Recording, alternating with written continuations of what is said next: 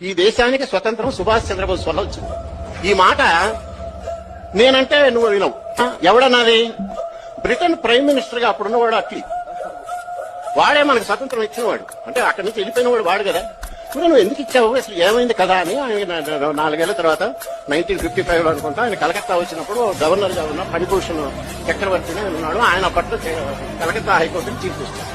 ఈయన పోయి అడిగాడు, అయ్యా మీరు స్వతంత్రం ఎందుకు ఇచ్చారు, ఎందుకు వెళ్ళారని. అంటే చాలా ఉన్నాయి. ముఖ్యంగా ఈ సైన్యంలో తిరుగుబాటు వచ్చింది. ఆజాద్ హింద్ ఫౌజ్ యాక్టివిటీస్ మేము భయపడిపోయాం. ఇక మేము ఉండలేని పరిస్థితి వచ్చింది. అందుకని వెళ్ళిపోవాల్సింది. ప్రధానంగా Subhash Chandra Bose active and INA Indian National Army activities వల్ల. ఆయన రెండో క్వశ్చన్ అడిగాడు, మరి Gandhi what is the impact of Gandhi అన్నాడు.